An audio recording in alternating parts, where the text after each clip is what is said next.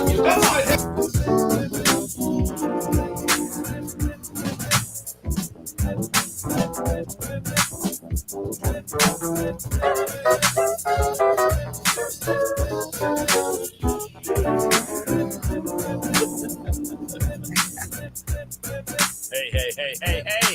Back with you twice today.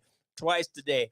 Listen, I have a very, very, very good guest here, Jeanette Logan Lane. Now, even though we have the same last name, we are not related. That's just the way God put things together. I've been knowing Jeanette for a long, long time, and we are actually getting ready to do some business together. And we were talking about some things that are close to our hearts. One was our babies. And we both have sons that are named Jordan. Mm-hmm. And Jeanette, she brought something that she was burdened with because of the way their relationship is going. So I'm going to let her. Jeanette, do you mind just explaining some of the things that, well, let's start from the very beginning. One of the things that was interesting was, and this may help some of the parents out here, is, you know, to identify some of the issues that can go wrong with your children and the way that the system responds to us as African Americans.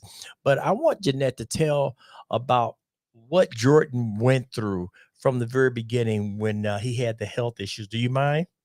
No, good morning. How's everybody this morning?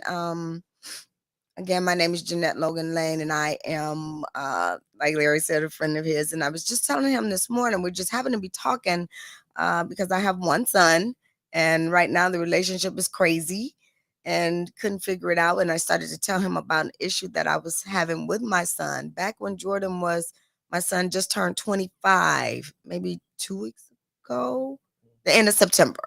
And when he was like between 13 and 15, he was already on high blood pressure medication. He was overweight and constantly gaining. We couldn't figure it out. I was even once just about charged with medical neglect because the blood pressure was so high.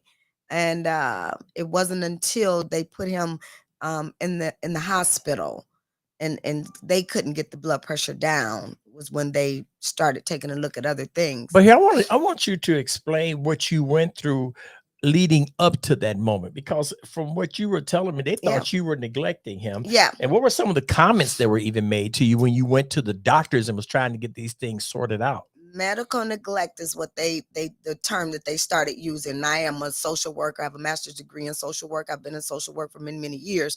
So I know that term very, very well. And so they were talking medical neglect. And of course I wasn't going for that. But at one point, I had one doctor say something to me to the effect of about ramen noodles and the way that we feed our children ramen noodles. So they were suggesting that that's all that your baby ate. Right. Right. Or that's what I fed my son. And at that time I was 118 pounds. I was at my best weight. I was able to show them that I was getting him into any kind of sports, doing everything this and the other. But the bottom line is, at that point, they just about called the police on me. They did call the police on me because I was so offended and outdone at the point. And that was exactly what I said to this doctor. How dare you? How dare you just assume that this is what I'm feeding my child, and I'm doing everything else. So it was just horrible. Why do you think they suggested that you only fed your child ramen noodles that contributed? They saw African American female with a and I hate to say it, a fat black child. That's why. That's why. That's what we are looked at. That's what they believe that we feed our children, ramen noodles. Some of us, those that are uneducated or just have not understood our culture correctly, that we love our babies just as much as they love theirs. Exactly. Right. And we love ourselves. We love our bodies, and we are we know about fitness. We know health and wellness. We know these different things, but some of them, as you say, would like to believe that we don't. It just so happened it wasn't until they could not get his blood pressure under control that they started to look at each other and take some different looks at my baby, and what they found was a grapefruit-sized tumor that was squirting adrenaline. And every time this thing squirted adrenaline, his blood pressure spiked. His blood sugar spiked. And so at the time he was on insulin. he wasn't on insulin yet. Okay. They tried to put him on insulin, but I went through this process from maybe 13 to 18 years old. We went through this. He had this issue all that time. And you said he had thought it was normal, right? It had got normal to him, the headaches and the dizziness and, you know, all the issues that come along, the symptoms that come along with blood pressure. I've never even had high blood pressure. So for them to think that, you know, I was that parent, it was appalling to me. I don't have high blood pressure. I don't have diabetes. Well, you actually compete now, don't you? I am a wellness competitor. Yes, that's right. I am a wellness competitor. And you run another program. What's the name of your program that you run? And explain that too before we get into the meat and potatoes of wellness. I am the owner and operator of Key Diversions LLC. I am a SAP evaluator, which is a substance abuse professional. So my job is if generally I work with DOT, but I do some non-DOT. But in the DOT process, if you fail or refuse a drug screen, then you have to go through their clearinghouse, which is a real-time program that monitors the drug and alcohol use of truck drivers, plane airline pilots and whoever else. But DOT is theirs is mainly, the clearinghouse is mainly truck drivers. So it's a real-time program for if you're stopped on the highway, you're getting right out of that truck. And then so basically I take people through the return to duty process to get them back to work. That's a program that's needed, especially in this day and time, because so many young people are led to believe that marijuana does not affect anything in their lives, but actually it does. And it creates a problem with behavior. I was just reading somewhere, when you mix everybody smoke blunts now, that's what they call it. So what we want to do, we want to bring an insight and just see if anybody can relate to some of the issues that, you know, Jeanette was having with her son. So basically, let's move past that right now. Not that that's not important, but I want you to tell about the relationship and some of the personality changes that you have experienced with your son. Well, at this point, at that time, when they finally got the tumor out, my son was in college. He graduated from the Ohio State University with a degree in greenhouse management. He packed his little grip right after he graduated and he moved to Portland, Oregon. Because in Portland, Oregon, marijuana is legal. So he went there. I have a brother there that is a distributor. He has a nice distribution company, and he brought my son in to grow marijuana. So that's what my son does now. He's in the industry out in Portland, Oregon. Wow. And what I didn't know was my son had been smoking marijuana since probably 15, 16 years old. I'm sure a lot of parents don't know that. And I didn't know. But for the grace of God, there was a woman that her son was 18. My son at the time was 17. And she saw them smoking marijuana together. She says to me, my son can do that. I allow my son to do that. But I can't have your underage son here smoking marijuana. And that's how I found out my son was smoking marijuana. Did you notice any behavior change during that time? I did not. And as I think of it now, there was, but it just didn't. And this is what I do for a living. But this was my son. I didn't really, I didn't. He never came home completely blasted or anything. He was to that age that all they wanted to do was spend time in their own room and raid the refrigerator and play video Oh, he got games. the munchies. See, hey, and listen, don't get me wrong. I'm not knocking, marijuana smokers by no means. When we were younger, we did what we needed to do too, and our parents probably was oblivious as to what we were doing. That it's part of growth. It's part of growing up. However, today's marijuana is a little different than when we were smoking it. I think it creates procrastination and a sense of entitlement sometimes, or as an excuse not to do. Well, of course, marijuana don't do nothing but slow you down anyway. It stunts your ability to think on the go and to move quickly. It does a lot for, and especially those of us, our kids that started at a certain age. You know, if you start smoking marijuana before your brain cells are completely developed, you know, there are some issues and some concerns that could absolutely go along with that. So I've heard that quite a few absolutely. times. The brain doesn't stop growing until, oh God, I can't think of it off the top of my head, but yeah, if they're smoking marijuana before that age, 20 or so, they're losing brain cells. Wow. They're losing brain cells. Marijuana grabs hold to certain receptors in the brain. And those certain receptors, once they're gone, you know, you don't. That's why they're so slow to move. You may not think that marijuana is a harmful drug or whatever, this, that, and the other, but in an accident, your ability and your cognition to turn as needed, or to do things on a jump, or you know, you're just not there. It's just not there, and that's the truth. And a lot of people don't realize that it slows you down. It gets you to a point of, you know, your thought processes, you know, everything that you want to do or that you can do, and everything is grandiose in your mind. Meanwhile, back at the ranch, you're sitting on my couch playing a game. And wait a minute, I've spoken to so many different women. That's why I wanted to do this podcast, and it's always the same.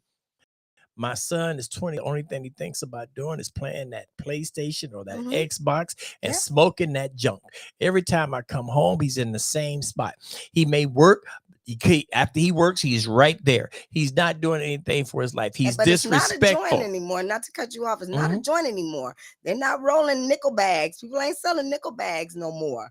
And they're rolling them in little white paper. They're rolling blunts, which is at least $20 worth of marijuana. Wow. In one. Wow. And they're smoking them back to back to back. And I understand. So just burning out the receptors in the brain cells. Wow. So one of the things that Jeanette and I are going to collaborate on is we want to do something about this. So what we're doing, we're going to network together to provide some type of stability in this culture that we have here.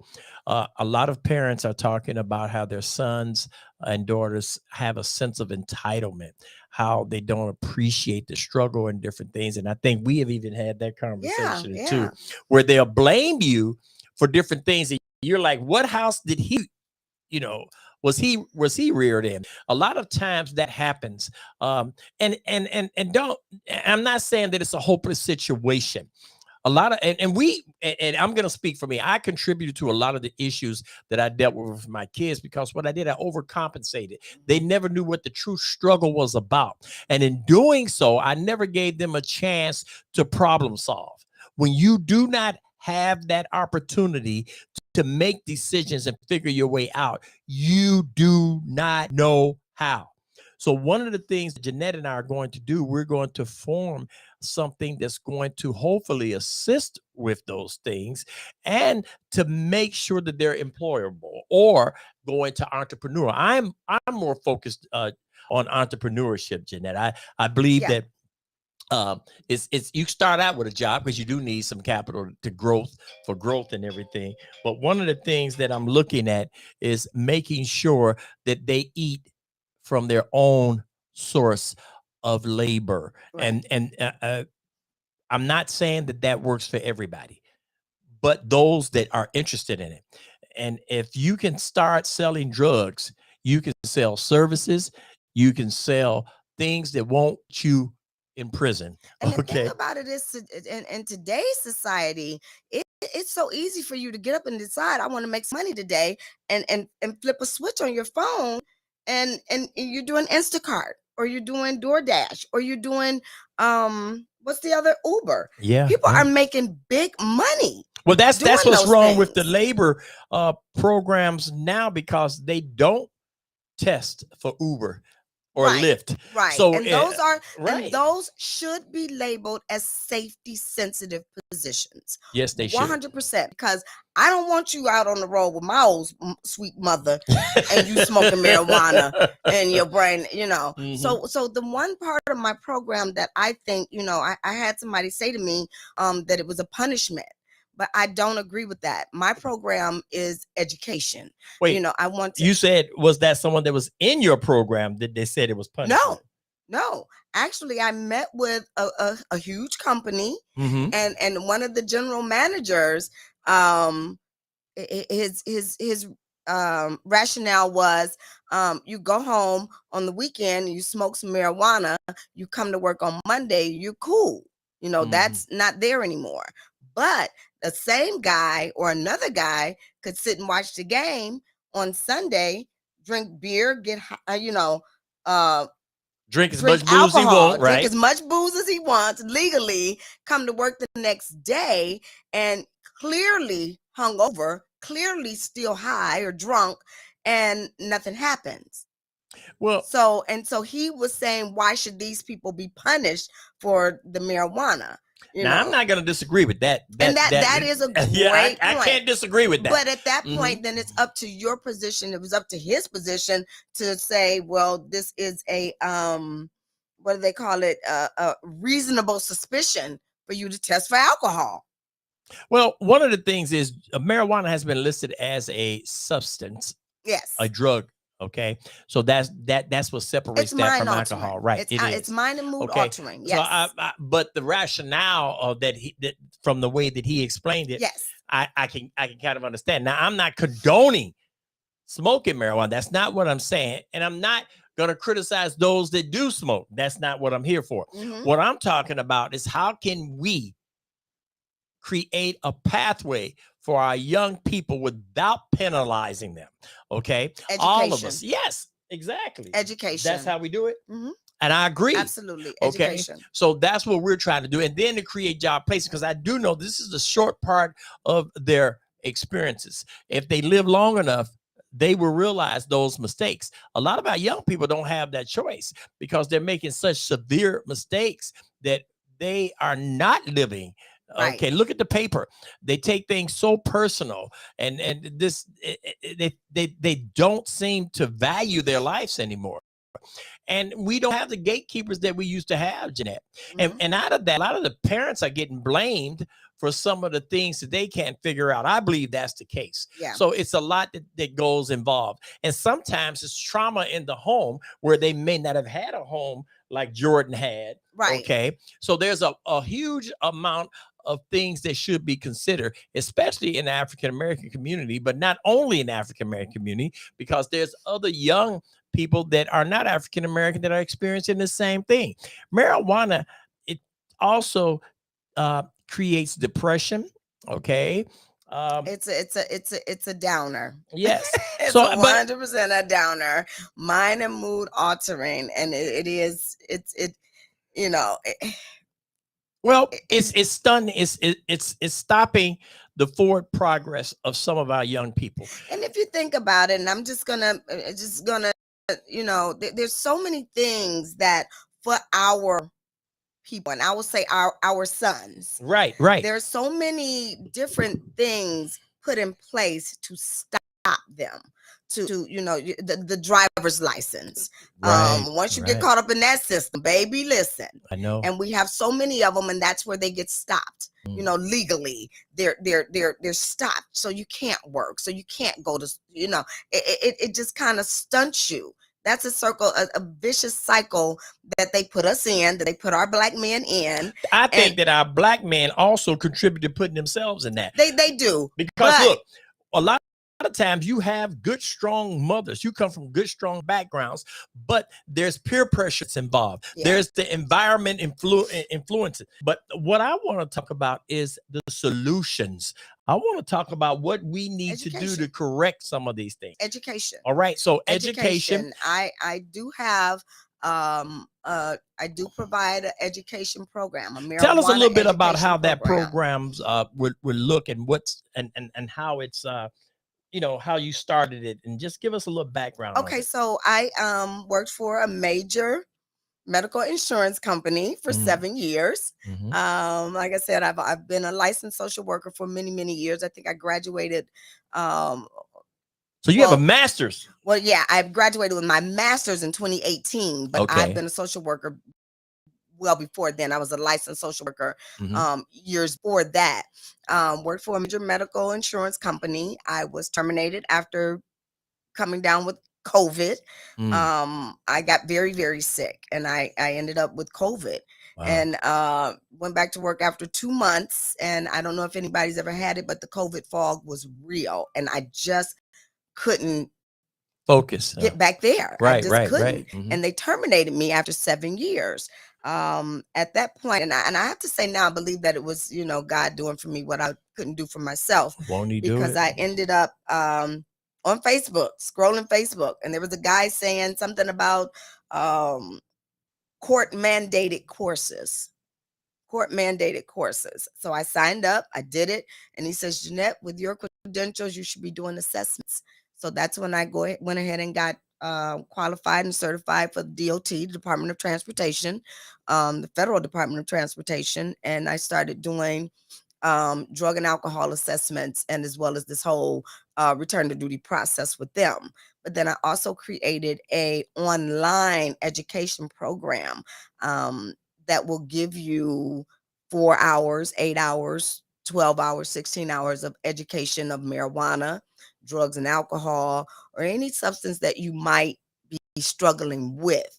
And that education piece is so important. I've had over 100 clients in 2 years. I've been doing this for Wow. 2 years. I've had 3 repeat offenders. Mm. None of them were for marijuana, but the ones that I do put into the marijuana education class, it tells you about the actual difference between THC and CBD. You've got a lot of CBD has a lot of great qualities. THC has great qualities when it comes down to pain. They do prescribe it for cancer patients and for appetite and for different things like that. But just for marijuana recreational and what it does to you with that, the program explains all of that, the differences in the two plants, because they are two different plants, CBD and THC. How you can get a hold of CBD that does still have the packaging, still says 1% or 2% THC. No kidding. Yeah, when you go Oh, I out and didn't buy know this that. CBD, Read the ingredients. read Yeah. no, not the ingredients, the fine print. Oh, It will okay. tell you that there is 2 parts CBD, 1 part THC, and that 1 part THC will have you to fail on a drug screen. So the program does, it gives you a lot of information about the use, about the effects, and the ongoing effects. Because people don't realize that marijuana, there's just some long-term effects to it. So the Yeah, I program think that I've I do, seen it. yeah. So I do have online program, as well as an office in Euclid where And I'm what's the able to name do. of your organization? It's Key Diversions Mhm. LLC, and the online classes are structured through Beveled Lanes LLC. Now, what Jeanette and I are going to do, we are collaborating on making sure that we can expand some of these different programs and offer them in different areas. Jeanette and I are going to establish this as a network where we're going to present it as a complete package, so to speak, for different employers in the service, because the service industry is really hurting now because they can't find employees to work it. Also, several things. One, they're not trained. So I'll do the training with her. She'll get them job ready and also help with job placement. We're also going to talk with different businesses and offer these services. It starts from age 14 to age 24, but we will also expand it later on. But we want to focus in that area because that seems to be the problem area right there, that 14 to 24. So we've already got different locations that we've already established. Right now, we're on Union. We're also setting up a business incubator on East 131st. And of course, you know where I started at in Garfield. We're going to do that. So I just wanted to, I'm not going to hold you much longer. I just want to introduce you to her because she's going to definitely, I'm glad to have her.